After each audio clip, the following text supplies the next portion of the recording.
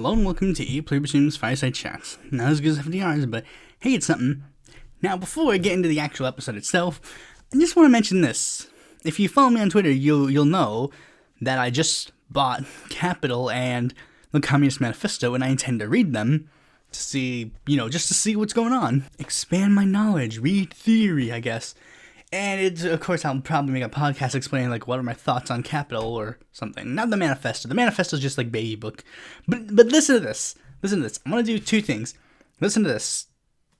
Okay, that was me putting Capital down. And listen to this as well. That is me flipping through Capital. Legally, I could kill a man with this book. It is so big. You see, and they're communists. They're really every socialist needs to read Capital. It's just so stupid. I'll give my brief thoughts right now. I actually like the manifesto more than Capital, just on this. And again, remember, I haven't read Capital yet.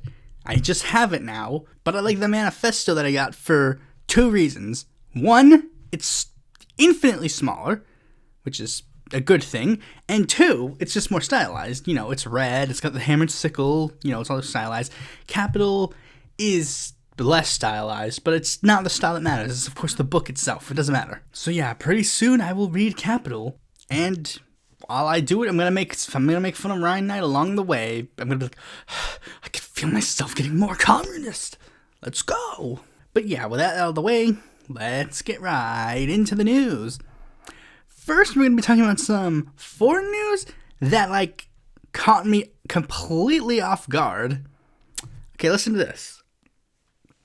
Korea is moving to introduce a state-run health insurance program for pets. A bill was introduced in the South Korean legislature by a representative, Jung-hoon, who seeks to create a state-run insurance program to cover the treatment of animals. Now, before you let me tell you this. Cho Jung-hoon, her party is in the center. It's a centrist political party, and granted, she's the only representative of that party, but I found that story just so compelling, because other countries, they are moving their single payer programs to cover animals now, and we're still wondering if we can do that for people. I should have been seeing this story. Needs to be trending. It's just so ridiculous that we're still debating this issue. Other nations they're literally thinking of doing this in South Korea. If I ever do a single payer debate again, I'm bringing up that story every single time. There's not much else I could say. Good on South Korea for caring about your animals more than we care about our people. On that same trend of foreign news, Pedro Castillo. I was one of the few people that was, I'm not even necessarily going to say I was one of the few people, but I was one of the people that was critiquing Pedro Castillo. For those who have no clue who I'm talking about, Pedro Castillo is the recently elected president of Peru. He made a big stink because he was a hardcore lefty, like a hardcore communist even. And he was the leader of a teachers union, and everyone was whoa, and he's going to be running against the super fascist former daughter of their fascist dictator? This will be an easy win for the left. But it turns out Pedro Castillo was not exactly as left-wing as many people hoped.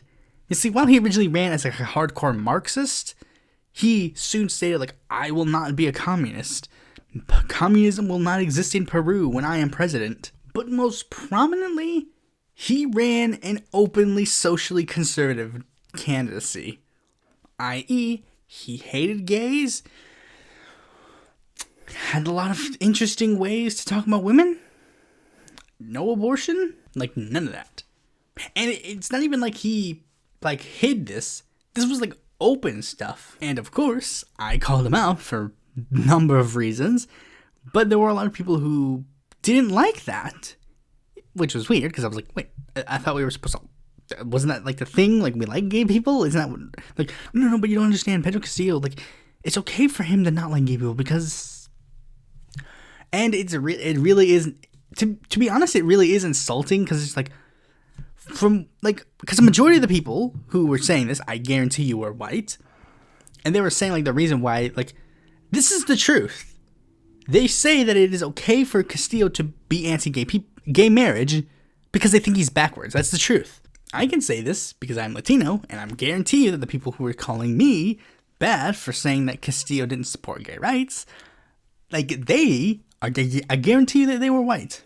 A majority of them were white, but they were still making the argument that it was okay for Castillo to be anti-gay marriage because that's just what the nation needed, which is weird because he's literally the only pink-tide member that I could think of that openly campaigned against gay marriage or openly campaigned conservative, with the exception of Daniel Ortega when he came back into power. But Daniel Ortega stinks. It's not like he could have easily not talked about the issue at all and just leave it at that.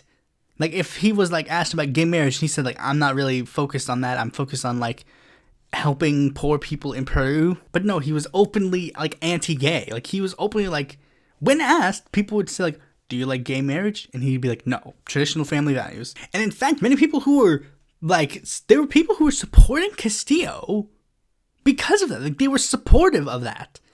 Like, there was like an actual guy who like defended Castillo, saying like he was anti-gay marriage. And this is the biggest problem that I have with this, is like the same people who made the arguments of like, oh, I think Castillo, it's okay for him to not support gay marriage.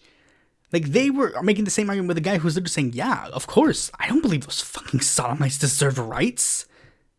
Like, this is true. I had an argument with a guy who was supportive of Castillo, who literally said that he was a Nazi, and he supported Castillo, and I held my doubts on Castillo because Castillo did all that.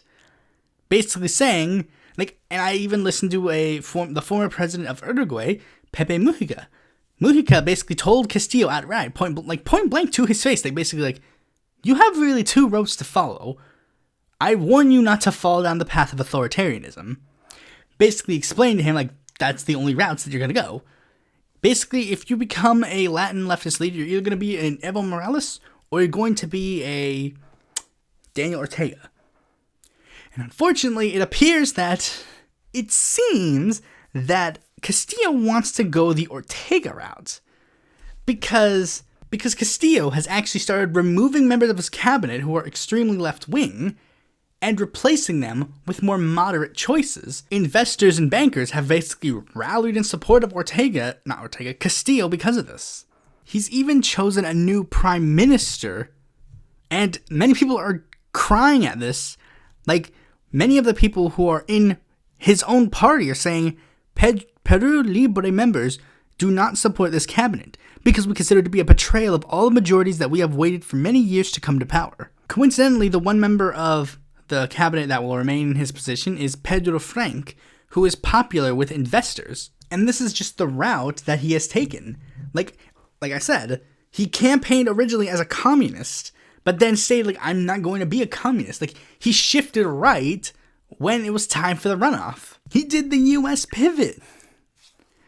So yeah, I don't know if, Castillo still got a full term. Let's see where it goes. But it looks like he's heading down a road that I'm hoping that Gabriel Boric won't follow. Okay, now, on to something interesting. One-time presidential candidate Evan McMullin will mount an independent bid to oust Republican Senator Mike Lee. Now, that's very interesting. Now, for those who have no clue who I'm talking about or anything, let me explain. Evan McMullin was a Republican who, in 2016, was very, very mad at Donald Trump. And Evan McMullin decided to mount an independent bid for president and basically became the neocons' backup choice. Like, he became the neocon protest vote. He did it really well in Utah, getting 21% of the vote. And he earned a lot of high-profile endorsements and votes due to the fact that there were a lot of people who were like, oh, we're going to be principally anti-Trump, because they thought Trump was going to lose, and they could reasonably be like, see, we hated him. But then he won, and then they started sucking him off, so I'll give McMullin one piece of credit. He has basically remained an anti-Trump Republican. Granted, he's mostly just neocon, not really anything different. The one unique thing about him is that he actually was very supportive of gay marriage, which was weird. It's like, well, I mean, I guess technically neoconservatism doesn't really care about the social issues at all, but whatever. Now, there's a reason why I'm talking about this, and I find it very interesting for a number of reasons. One, McMullin, this was basically what we were waiting for. Like I said in my Evan McMullin video, Evan McMullin said he might run for office in the future. Well, here it is. This is what he plans to do. 2, McMullin seems to be continuing on his strategy. You see, you know how most third-party candidates run despite the spoiler myth? Well, you see, McMullin actually plans to exploit it for a number of reasons. During the 2016 election, he planned to split the vote with Trump so that he planned to siphon off a lot of Republicans who would vote for Trump and instead try to get the House representatives to vote for the president instead, so that either he could directly blame them for voting in Trump, or he could try to work his way in and try to see if they could get him or Hillary as president. And with this race, many people are actually trying to, they're getting mad at McMullin, saying, McMullin, don't run. And they're saying that he might split the vote between the Democrat. But I think McMullin's plan is to try to split the vote with Mike Lee, get conservatives who would support Mike Lee to instead back him. Maybe he plans to change his strategy. Maybe he's going to try and run as oh, you see, how can Mike Lee call himself a libertarian when he supports Trump, who pushed for a million different wars? Or something like that. I don't think he will, but there's potential. And the third reason why I think this race might be interesting is because I have a feeling that maybe this is a sign to the Democrats. See, him running as an independent is probably a sign to the Democratic Party to either have the Democrats endorse his candidacy, run a candidate and then drop out, or do something to try and split the vote. Basically, he wants to try and be the candidate. I don't know why he doesn't just run as a Democrat, but I guess it's just so he can remain, independent and cool, like me. But anyways, this is actually the fourth reason, and this is the most interesting. Do you want to know something? This is really interesting. He is running against Mike Lee, who actually voted for McMullin in 2016. Evan McMullin literally got the support of Mike Lee because Mike Lee was trying to be the super anti-Trump Republican. But of course, in typical fashion, they immediately bend over backwards. And again, I have to give credit to McMullin on one thing. He has remained a consistent anti-Trump Republican. Him and Bill Weld are literally the only two people that I can think of that did that. Every other anti-Trump Republican either was super pro-Trump or super they were either super pro-Trump or before or after. Lindsey Graham used to be super anti-Trump, then he became super pro-Trump. Mark Sanford was super pro-Trump, but then he became super anti-Trump. It's just so much interesting in this race, and I'm betting on that. Clip it out now and quote me later. That he is trying to get the Democrats to support him. The Democrats are either going to drop out, or they're just going to flat out vote to endorse him.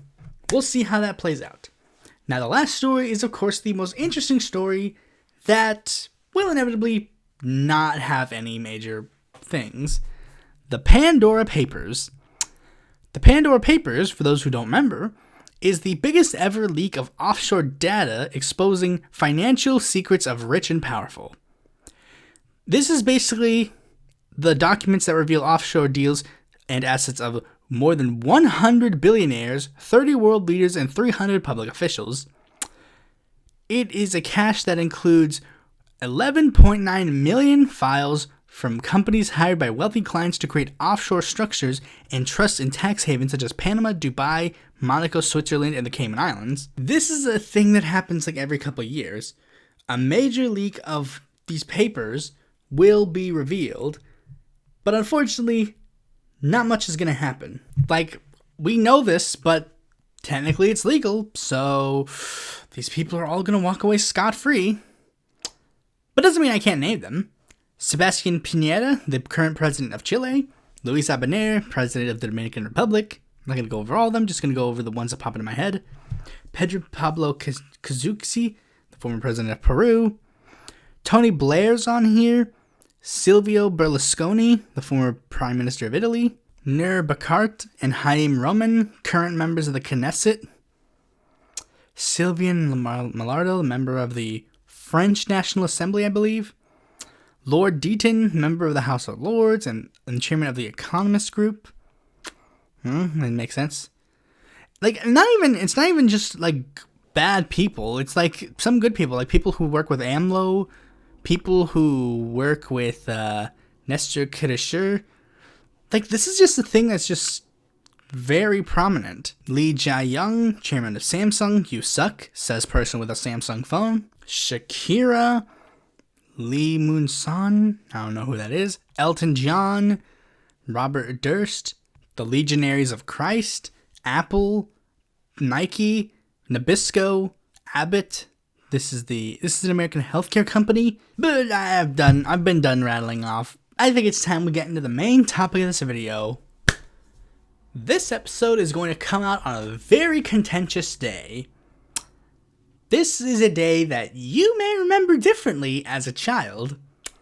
You see, the day formerly was known as Columbus Day, but now we're seeing a lot of people say that name is not good, and instead, we should call it Indigenous Peoples Day, most notoriously because the namesake of Columbus Day, Christopher Columbus, is not exactly a person that a lot of people want to be given a day. But why? Why do people not like Christopher Columbus? I remember learning about Columbus in school, and he seemed like an okay person. Well, that's what this episode's going to be about. We're going to be talking about Christopher Columbus, Columbus Day, Indigenous Peoples Day, and, generally all the information needed for us to understand this whole controversy of Columbus Day versus Indigenous Peoples Day. First, let's tackle the main thing. Who is Christopher Columbus? Simply put, Christopher Columbus was an Italian explorer and navigator who completed 4 voyages across the Atlantic Ocean, opening the way for the widespread European exploration and colonization of the Americas. No matter what version of the story you believe, that part remains completely consistent. Whether you stopped learning about him in elementary school, whether you like him, whether you hate him, all that stuff remains completely consistent.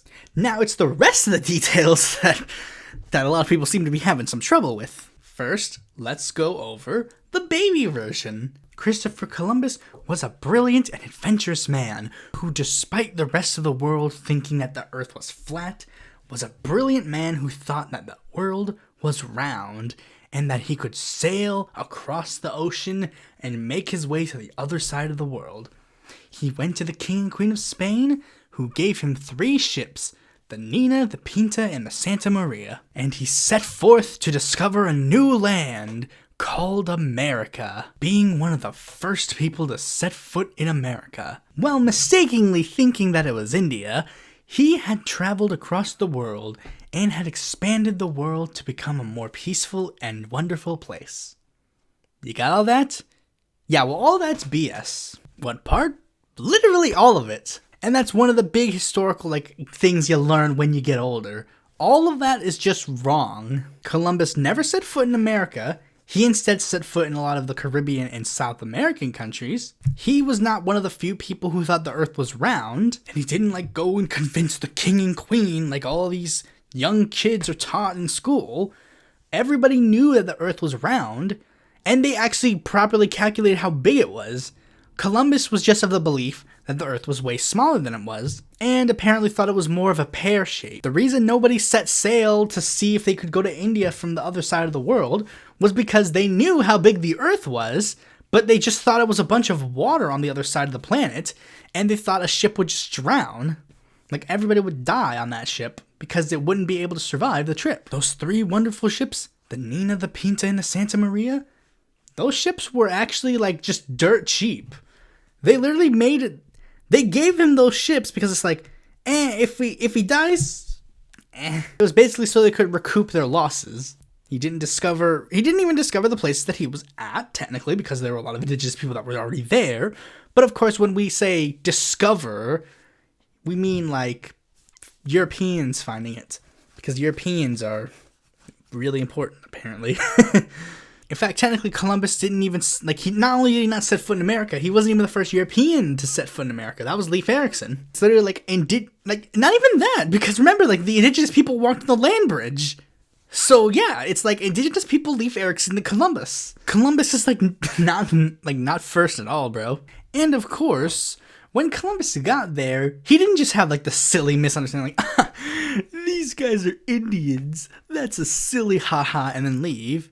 He, slaved them, murdered them, raped them. He, of course, was no saint, obviously. And that was essentially it. That was the story. I'm pretty sure I remember, when I was a kid, learning that maybe Columbus did something more than that, but it's no, that's it. That's literally the story. The end. Now, one big misconception that I do see a lot of people who are talking about the Columbus side of things is this. A lot of people try to paint Columbus's story as, completely inaccurate and had zero importance. It did have importance. It marked the beginning of globalization. Of course, it did bad things when he did that, but it did have that impact. It began globalization, and when people would look back on Columbus, they would be like, hey, yeah, there's this new land that we have not explored. Let us go do that. Which is, of course, not depending on your viewpoints, you're either going to look positively about it or negatively about that. Begins colonialization, begins imperialism, begins globalization, slavery. Of course, they didn't begin slavery, but it's that's a thing that happened. Now, of course, many of you probably already knew all those historical misconceptions debunked. That's a common thing that people know now. Those big historical misconceptions are debunked, and have been very famously debunked for quite a long time. But that begs 2 questions. 1, why are we taught the historically inaccurate version of the story where he discovered America and all this other stuff? Why are we instead not taught the real story? And 2, why have we adopted Columbus and Columbus Day into the American lexicon? Why? Well, there are 2 people you can actually blame for this. Actually, you can blame quite a few people, but I'm going to get into the 2 main people who we can blame for this. First, Washington Irving, the writer of Sleepy Hollow, because in 1828, he wrote a book titled A History of the Life and Voyages of Christopher Columbus, where he basically took the existing story of Columbus that was already well known. All of the real story that I've told you, that was well known. They knew, oh yeah, the Earth wasn't flat. All of this was just common historical knowledge, but, that was mostly stuck to historians and people who actually cared that much. The common American didn't really care. But then Washington Irving showed up and wrote a book basically taking that historical story and then adding little tweaks, basically writing historical fiction, basically, saying things Columbus discovered America, Columbus proved that the Earth was round, Columbus did this, Columbus did that, and basically had to instill a new story in the American, history. And he basically didn't tell anybody that it was fictionalized, because he didn't want that to be fictionalized. I guess he either expected people to understand that it was tweaking of the facts, or he literally wanted people to believe this. Both are incredibly likely. But this second one is actually very interesting, because most people don't talk about this aspect of Columbus Day. And I think it will give further credence to one explanation of why people still argue for Columbus Day. For this, we're going to have to tell a little bit of another story. On March 14th, 1891, 11 Italian Americans in New Orleans were lynched by a mob of angry people for their alleged roles in the murder of police chief David Hennessy after some of them had been acquitted at a trial. It is the single largest mass lynching in American history. That had put an immense amount of pressure on incumbent President Benjamin Harrison. Harrison saw that story and wanted to prevent this from happening again in the future. So, in 1892, the 400th anniversary of Christopher Columbus's voyage, Benjamin Harrison declared Columbus Day as a national holiday for that year. And that sent a huge amount of Italian Americans to lobby to keep Columbus Day as a national holiday, which eventually succeeded in 1932 under the administration of FDR. And many people nowadays, who are either Italian or Catholic, view the people who do not want to keep Columbus Day a thing as a continuation of this anti-Catholic or anti-Italian hatred. Now, this is actually sort of disconnected from other celebrations of Columbus Day around the world, because there are a lot of other countries that do celebrate Columbus Day, most prominently Latin American countries, but Latin American countries kind of go a little on the nose on this. They call it Dia de la Raza, which is Day of the Race, or in some cases, Day of the Hispanic people. Because there's this sort of weird, contention about the race, which is sort of there was this weird thing about, mestizos trying to, push, the Spaniards and the indigenous people mixing together created the perfect race, which is weird, but, that's a completely separate thing. But back to Columbus Day, that basically solidified Columbus as part of the American story. Now he was a literal enshrined day of the year, which meant his story had to be important, right?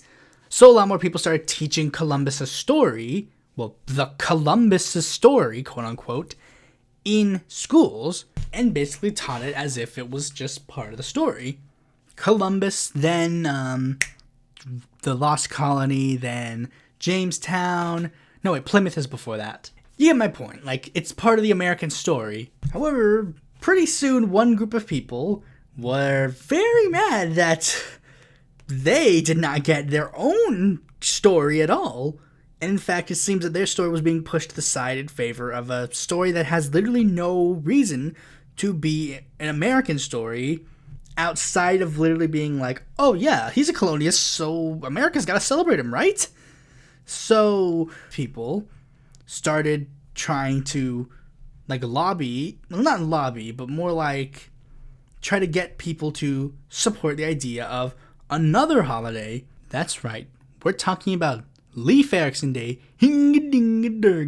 No, you know what I mean. You know what I mean. You know I'm talking about Native Americans.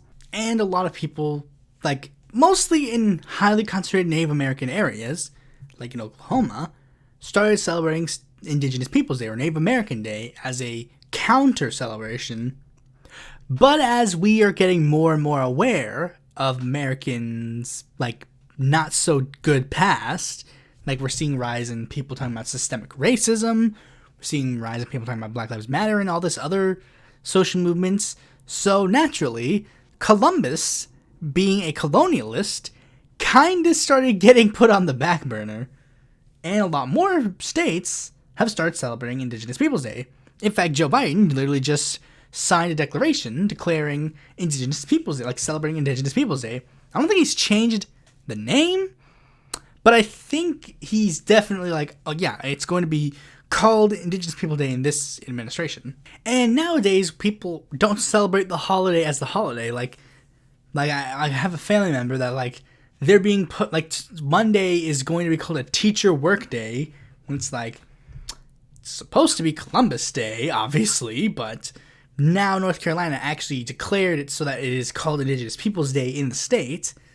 But of course, I think some teachers are going to be a little more hesitant. Now, of course, as I'm explaining all these stories and all these histories, What you've been wondering is how I feel about this. Because I am the most important person in the world and no one else matters.